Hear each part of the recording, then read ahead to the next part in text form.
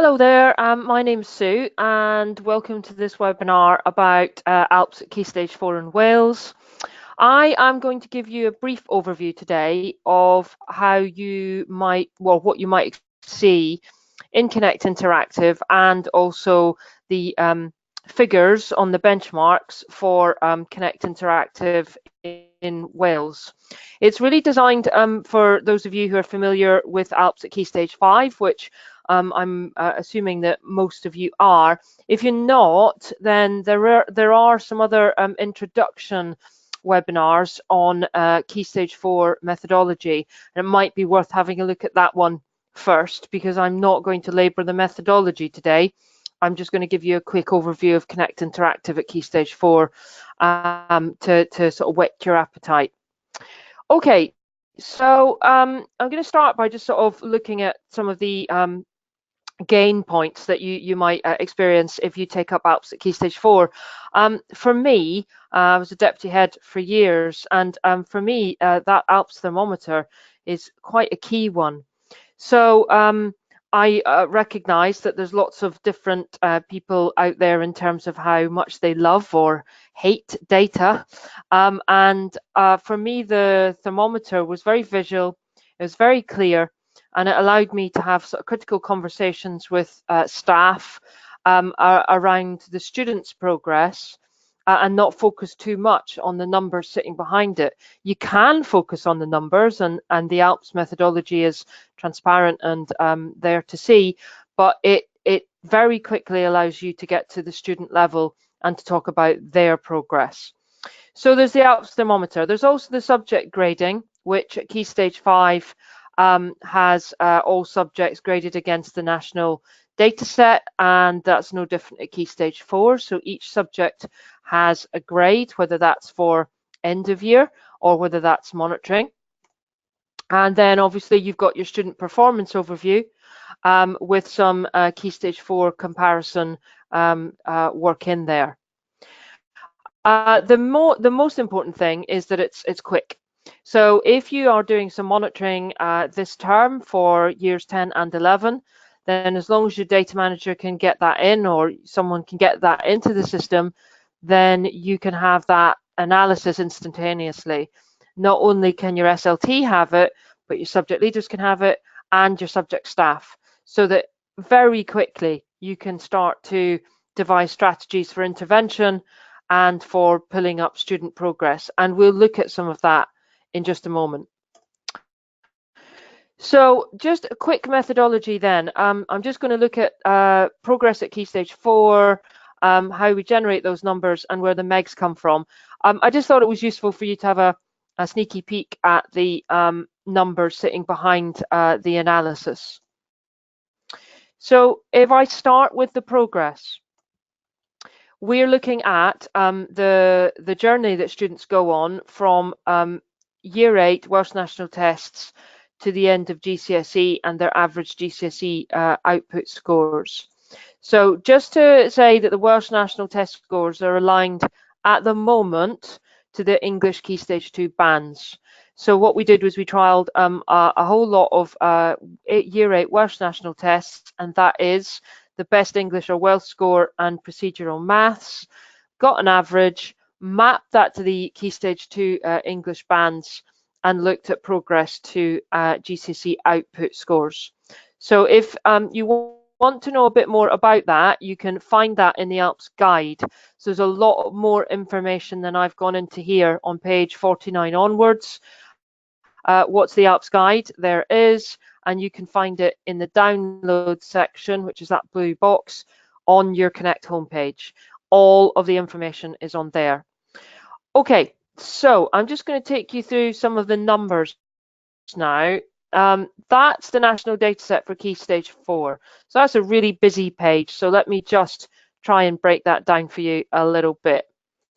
So we start by looking at the prior attainment bands. So we split those Welsh National Test scores into prior attainment bands, as you can see there. And then those prior attainment bands form the top rows of the tables, and you can see the Key Stage 2 score or the band, the Key Stage 2 band, mapped above the Welsh National Test score there. What we then do is we look at how much progress students have made in each of those prior attainment bands. So I'm going to take that top prior attainment band, that 5.67 and above, so Welsh National Test 134 plus. In the top provider in this category, the top provider in the national dataset got 7.93, so that's equivalent to an A star with that category of student. Okay.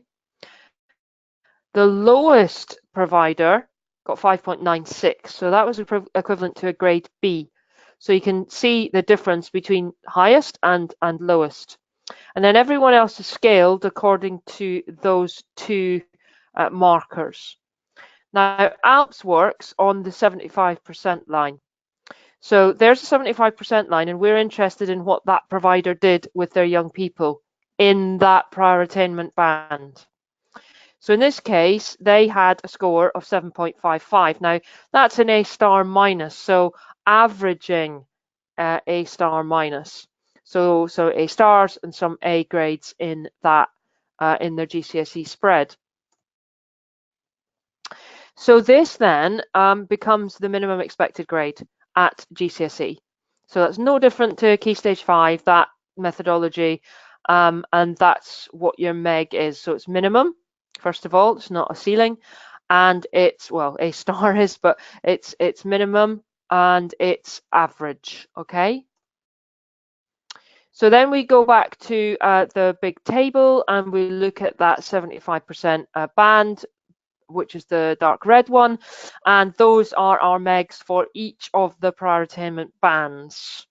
Okay, so just setting those out in a vertical way so it's easier to see. There you have your MEGs at Key Stage 4. So stick your Welsh National Test score in for each student, and then those are the minimum expected grades on average that the students come out with. So I hope that's okay. As I say, if you want any more information on that, you can watch the introduction to Key Stage 4 webinar, and that I just go through that a little bit more in a bit slower a manner and just talk about subject-specific target setting as well.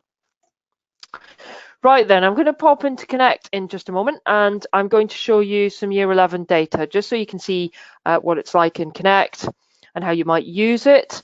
I've got some examination data from last summer, and I'm going to show you 2 monitoring points for this year for our current Year 11s. I took one in October, I took one in February. So it's just to give you a flavour. Now, I'm going to warn you now that I have only got 4 subjects in here. So we're only going to look at 4 subjects. I was trying to keep the confusion down to a minimum so that it's nice and easy to see in practice. Okay, so let me just go into Connect Interactive. Here we go.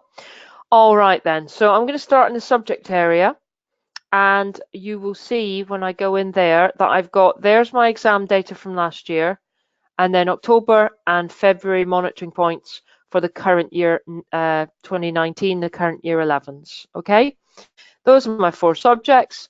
So I can immediately see I mirror what I've got at Key Stage 5.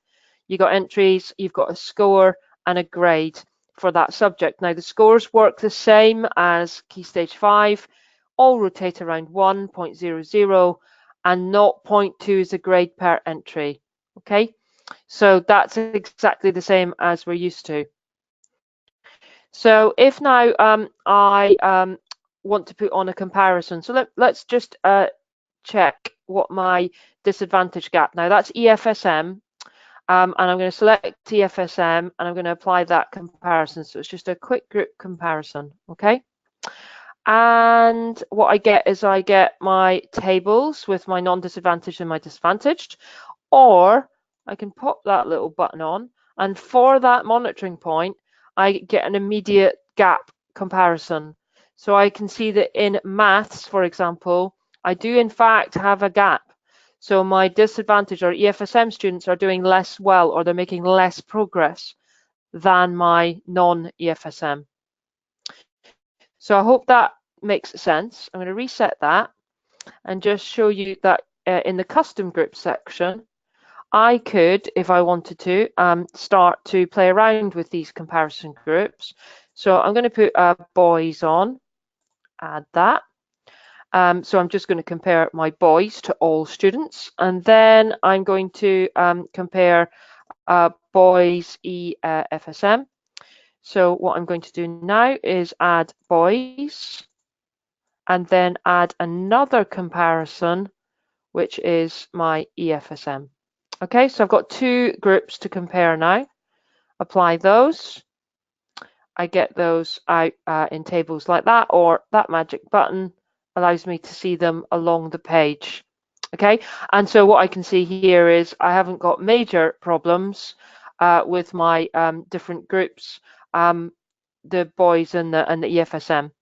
I hope that makes sense. I'm going to reset that. And then let's pop into the maths subject page. So, as I said, if you've got monitoring analysis to go in there, then instantaneously, the minute that it goes in, you've then got the ability to see it, and your head of maths can see it. And what they're seeing here is these are the sets that they've got and the breakdown of those sets. Now, they've got some sets that are doing very, very well and some not so well. So I'm going to pop into a blue set in just a moment. But before I do that, you've got your breakdown of gender and disadvantage there that you can see if there are any gaps. And then if I scroll down further, there are my sets. So I can actually see the subject grading for my sets. So I'm going to show you now, again, you can do as a subject overview or as individual teaching sets. So if I pop into this set here, which is a blue one, again, I've got my breakdown. So what I can do now is pop into my student page. I can see all my students. I can filter them, take my highest prior attainers to the top, and I can see the grades that I've predicted for this current grade point. If I turn on my what if, and it's a monitoring point, don't want to be an 8, let's be realistic, let's pull it to a 4. 18 students by 1 grade to get to that 4. So that might be overly enthusiastic. So let's see a grade 5, 14 grades. So what I can then do is I can look at my students here, and my high prior attainers are not doing terribly well. So I can do some modeling to say, well, if I just focus on that B grade and look at that B grade boundary, what's that done? No, I'm going to have to focus on that C grade boundary with some of these students here.